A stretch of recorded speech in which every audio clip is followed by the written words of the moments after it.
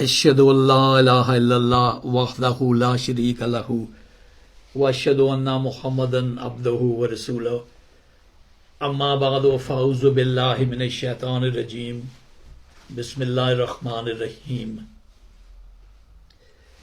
Welcome everyone to the monthly Sunday meeting of the Anjuman Ishaat Islam Lahore UK for the 5th of October 2025.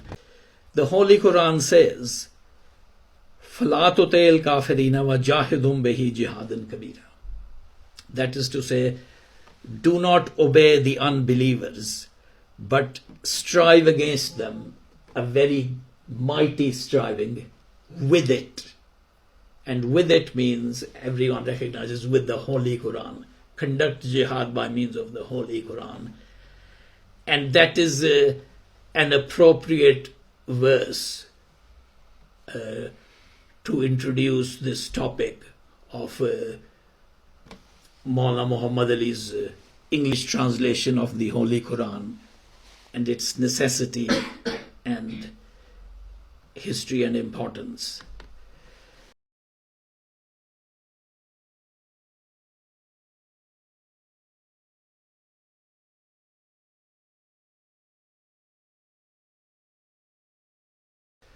Today, more than 30 English translations of the Quran by Muslims are available for anyone who wishes to read the Quran as presented by a Muslim. Till the year 1917 or the end of 1917, only 3 English translations containing some footnotes of the Quran were available. And these had been produced by certain translators in England who were practicing Christians, and they were critics of Islam, very hostile critics. What they wrote is in an entirely different league from what's called Islamophobia now. And in their comments, they made allegations against Islam. They tried to falsify it from the Holy Quran itself. And they wrote that the Holy Prophet Muhammad had falsely claimed to have received this revelation. He was trying to deceive people. And that the Holy Quran only contained half-baked knowledge that the Holy Prophet had gleaned from what he learned from Jews and Christians and others. So in that background, it had become necessary to produce an accurate translation of the Holy Quran in English and to answer these charges. Now, on the other hand, Muslims and their religious scholars felt no interest or concern on this matter.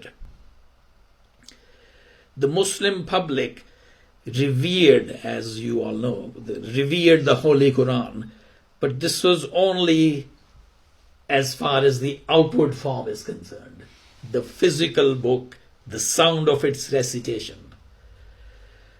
And they recited it as they still do on certain occasions for blessing, without understanding what it meant, or even wishing to understand it.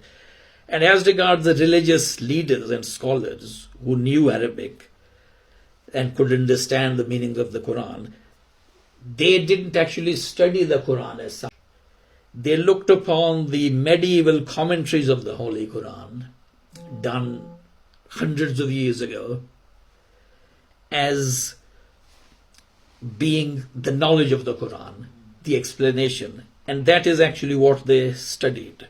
It's difficult to believe it in this day and age that the ulama had decreed that it is haram and disallowed to translate the Quran from Arabic into any other language, because they said it's the word of God and the translation obviously is the word of a human being. So they strictly forbade this.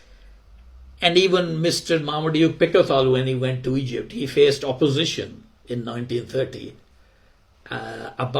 regarding his attempts to produce a translation of the Holy Quran. So as a result of this negligence toward the Quran, there was a completely wrong and distorted picture of Islam being presented to non-Muslims in the West. But not only non-Muslims in the West, in the Indian subcontinent, and it applies, I think, to other places, English-style colleges were spreading, and young Muslims were going there, including people like Maulana Muhammad Ali, who wanted to have any kind of professional career. And so they were being exposed to this hostile English literature on Islam, like these translations of the Quran. And they were also being faced with the modern thinking, which was starting to reject all religion, especially in the wake of Darwin's theory of evolution. They were rejecting all religions as being stemming from ignorance and superstition when people didn't know any better. So they said a God must have created things.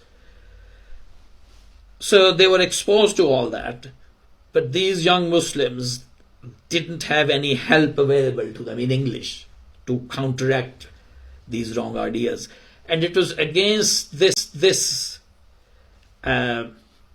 background that the founder of the Ahmadiyya movement, Hazrat Mirza Ghulam Ahmad, arose, and he declared that the Holy Quran contains knowledge for any age to meet the challenges, questions, answers of any age. It contains that knowledge because it is a book from God and is meant for all humans.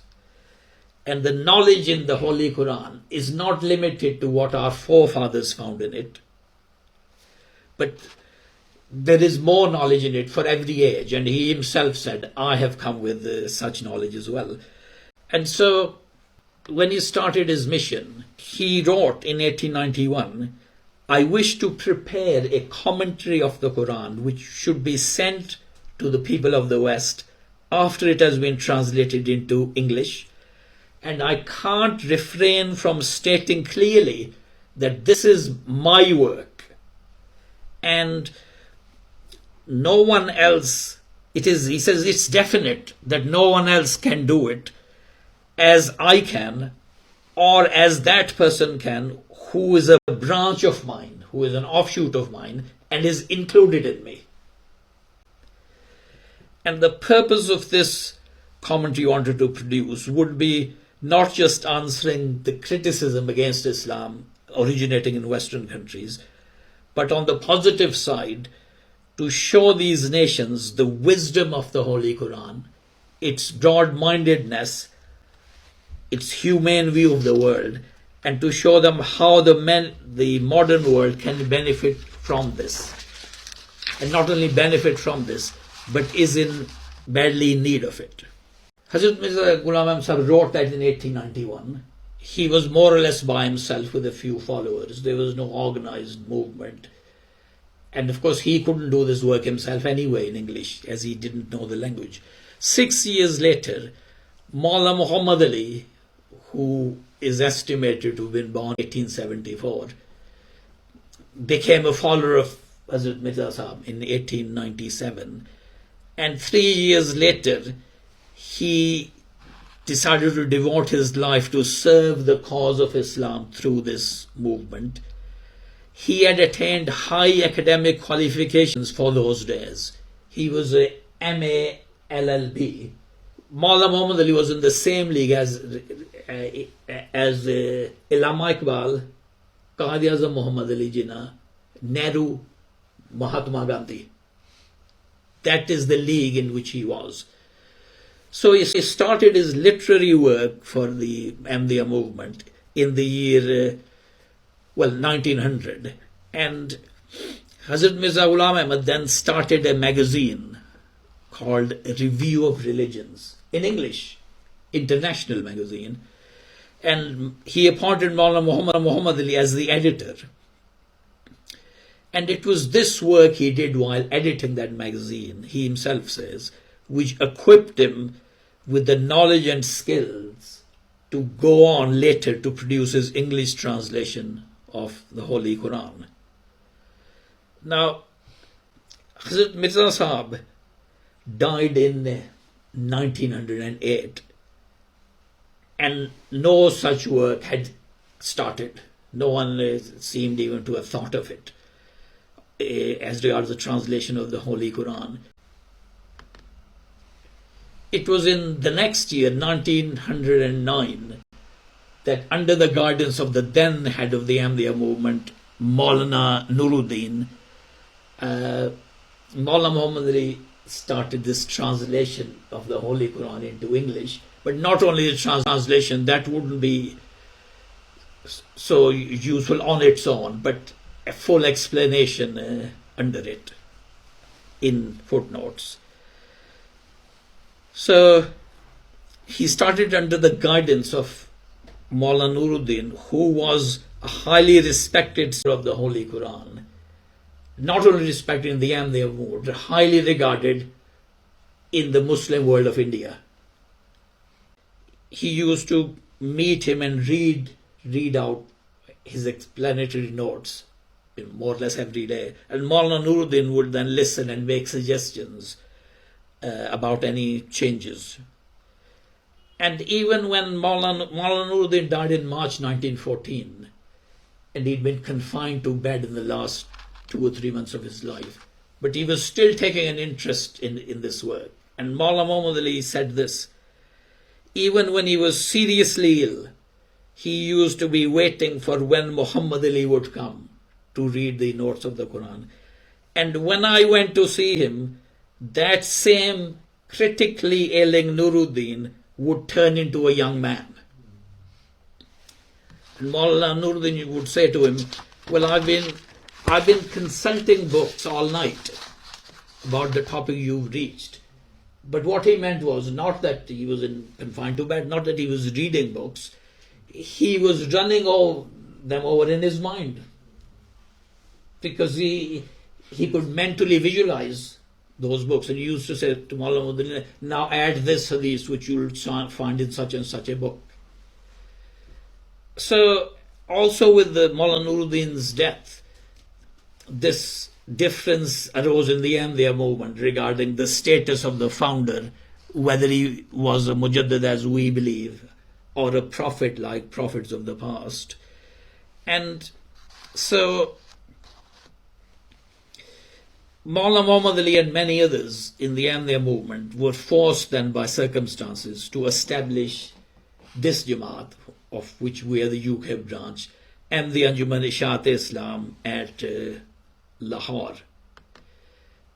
And it started with no office, no funds, no staff. And while working towards the establishment of this organization, he continued the work of the English translation under these difficult circumstances. And another thing had happened by now, that Khwaja Kamaluddin in 1913 had started the Walking Muslim Mission.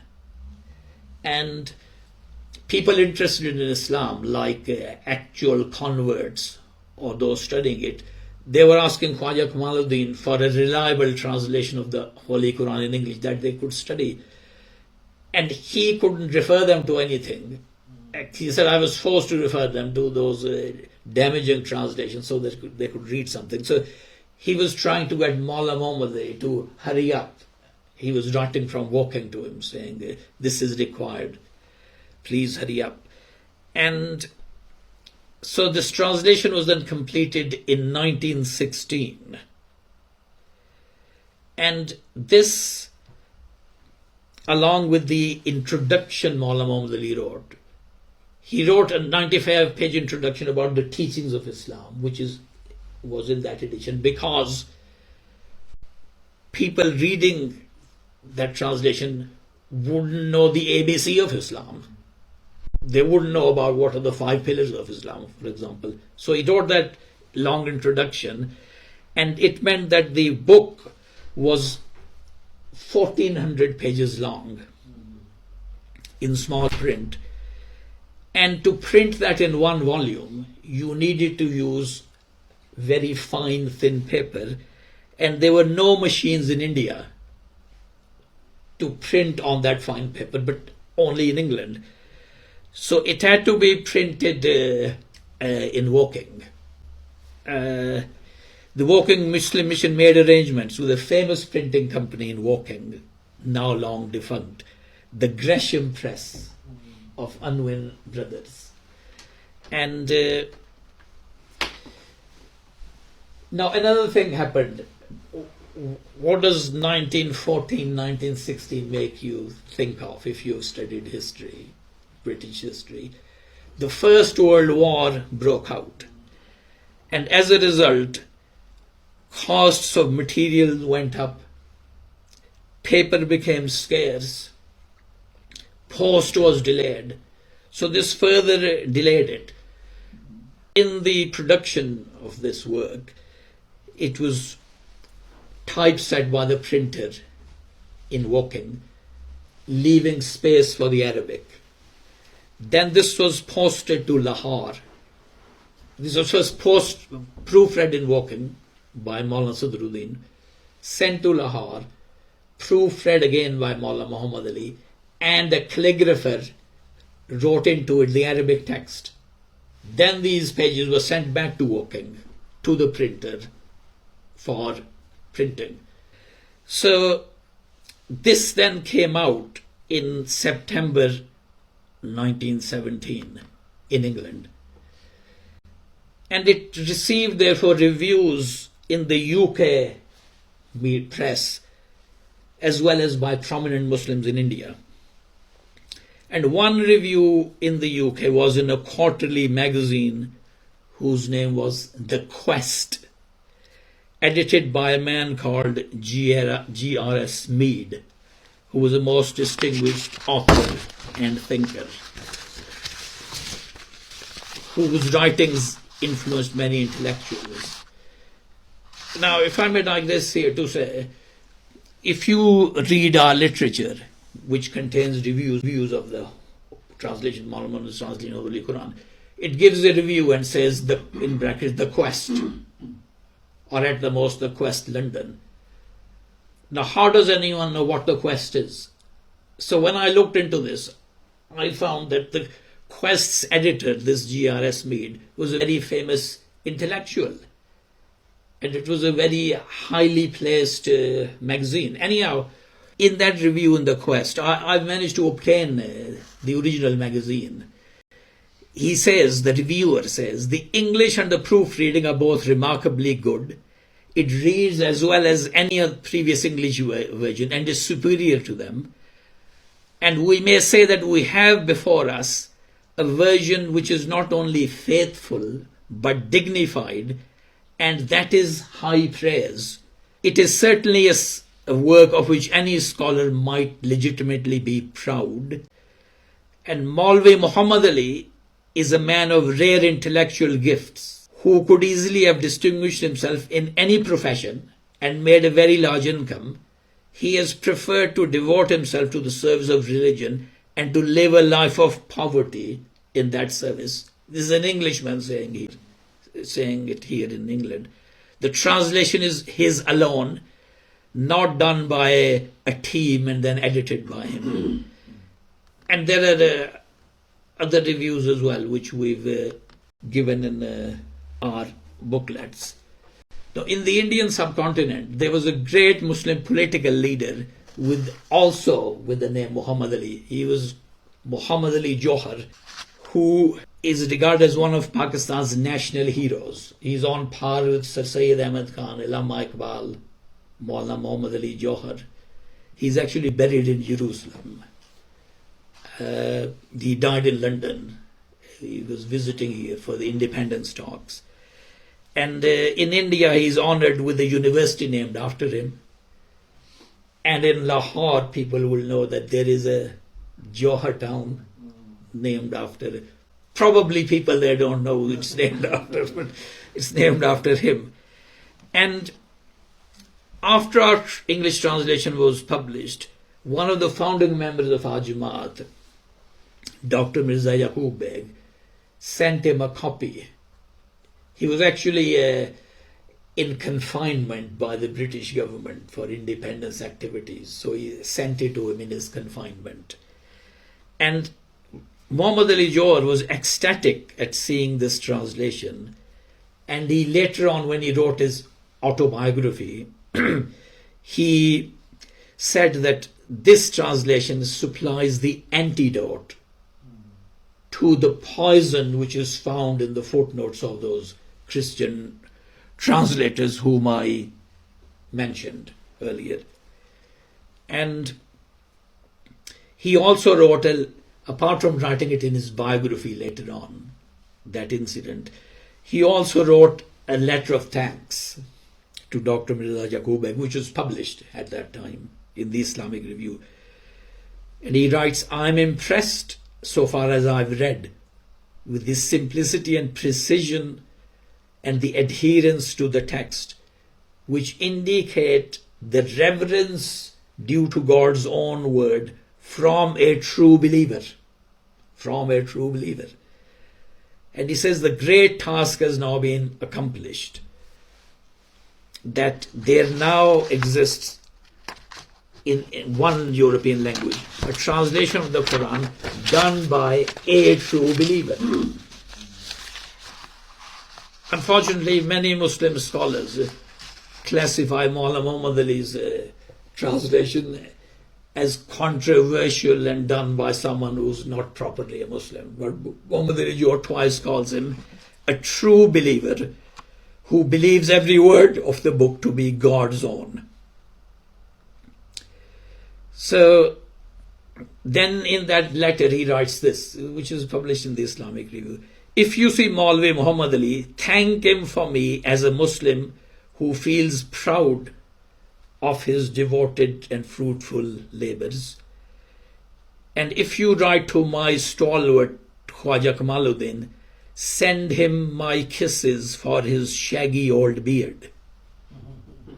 Now I've quoted this because you can see from the wording that he was a close friend of the founding members of our Jamaat. And it may surprise now people to learn that the leading members of our Jamaat, Maulana Muhammad Ali, Khwaja Kamaluddin, Dr. Mirza Yaqub Beg, they weren't just leading members of our Jamaat. They were counted as being among the important Muslim figures of their time. And they were friends, close friends of those Muslim leaders who are now household names. Well, like Allama Iqbal, Qadi Azam, and many others whose names like Khwaja Shahabuddin, they were their close friends. And lastly, I want to refer to another tribute by a famous Muslim religious scholar. He was a journalist and author. His name was Maulana Abdul Majid Daryabadi. And he is honored in India. He died in 1977. Now, he himself has written, he is quite a frank person, and he himself has written that in his college days, he became skeptical about Islam.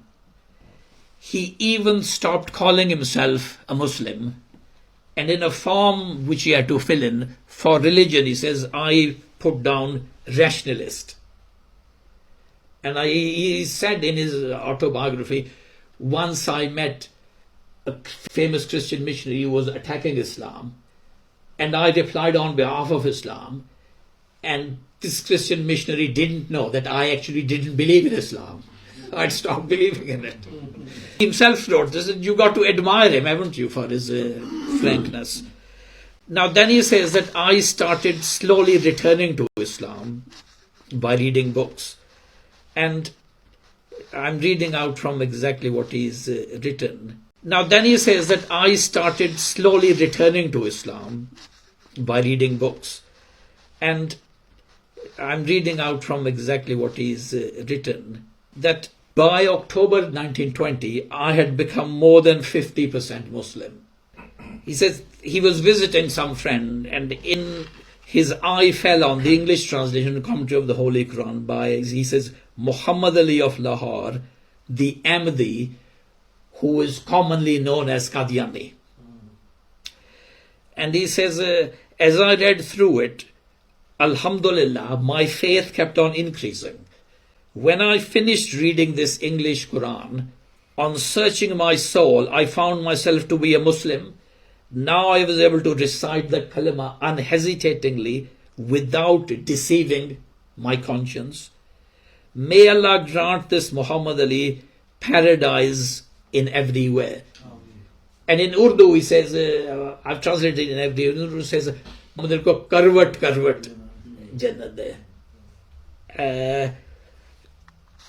And I am not concerned with the question whether his belief about Mirza Sahib was right or wrong. I'm not concerned with that. Whatever the case might be, what should I do about my personal experience? He was the one who put the last nail in the coffin of my unbelief and apostasy. And he has related the same story in 2 or 3 other places as well. In one place he writes that, I gladly admit that this translation was one of the few books which brought me towards Islam 15 or 16 years ago, when I was groping in darkness, atheism and skepticism. And this person then went on to write a commentary of the Quran himself, Abdul Majid Riyabadi. And sometime before his death, he received from the government of India the title Scholar of Arabic. And he has an honorary doctorate from the famous Aligarh Muslim University in India. Now, I mentioned Abdul Majid Riyabadi's case in particular because he had actually more or less left Islam after reading A, the criticism of Islam, and B, modern attacks on religion as such. I mentioned that in order to show that this translation satisfied his mind because the Maulana's commentary addresses the criticism of religion by modern thinkers and also the allegations against Islam stemming from its Christian critics in the West. But even more importantly, it clarifies many issues in Islam which are misunderstood by Muslims themselves. And as a result, a wrong image of Islam is projected by its own followers. And there is a whole list of such issues on which Maulana Muhammad Ali has corrected the generally prevailing views of Islamic scholars and the Muslim public. So this translation is the first edition which came out in 1917. It was reprinted twice more at Woking in 1920 and 1935. And near the end of his life, Maulana Muhammad Ali carried out a really thorough revision of his translation and footnotes. In fact, it was a new book really. It was printed in 1951 in Basingstoke. In Basingstoke, there was a press called Verstage. And Mr. Verstage, an Englishman, had embraced Islam. So at his press, he used to print our literature. And from what I remember, poor Mr. Verstage went to Lahore for our Salana Jalsa. And on the way back, in those days, air travel wasn't all that safe. The plane he was traveling in crashed in France, and he died in that crash. Inna lillahi wa inna ilaihi raji'un. May Allah raise his ranks in the hereafter. He helped in printing the Islamic Review, etc., quite a lot at Basingstoke.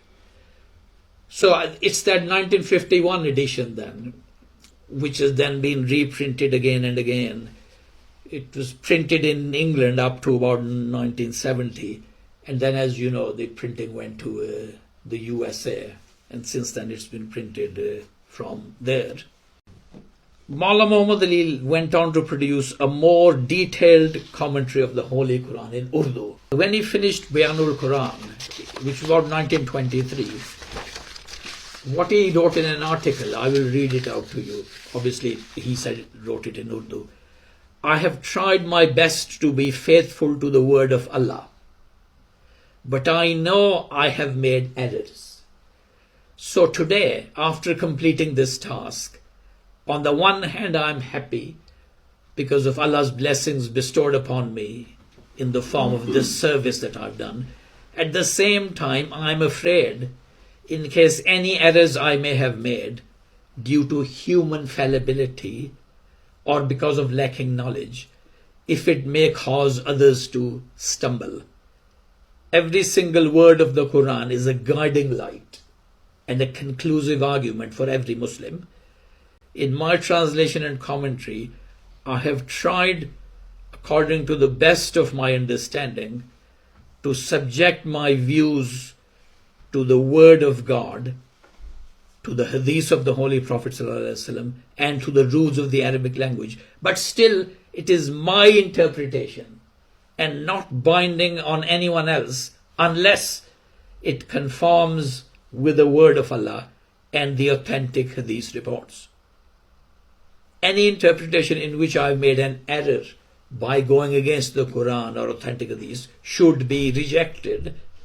My attempt is only to make people study the knowledge contained in the Quran and to turn their minds to its service. Just look at the humility in that passage, that he says, I've tried my best. I am bound to have made mistakes because I'm a human being. So if you find some mistake in it where my argument is wrong, then you're not bound to accept what I've written just because I've written it. And this is completely opposite to the attitude of Muslim scholars, I would say, in all other groups and sects, where they say, because the Maulana has written this, therefore whatever arguments you give me, I will only accept this. So, having come to the end of my talk, thank you very much for joining this meeting. I thank those who've come and those who've joined us on Zoom and also those who are listening on the radio. So lastly, I'll just say that may Allah enable us to take this unique English translation and commentary of the Holy Quran to the world, to spread it, to put it into different formats in which people read in these modern times, such as audio or ebook format, and at the same time pray that may Allah grant us the commitment and the resources to continue this work, so that when we maybe one day face our forefathers who started this work, that day we are not suffering from shame and embarrassment that we let them down and didn't carry forward these jewels which they bequeathed to us. So may we be enabled to do our duty, and may Allah grant us the resources of all kinds to complete this work, and may Allah cause the truth of the Holy Quran to enter into the hearts of the people of this world, and may Allah enable the true picture of Islam to spread in this world. Ameen. Rabbana taqabbal minna innaka antas samiul alim wa tub alaina innaka antat tawwabur rahim.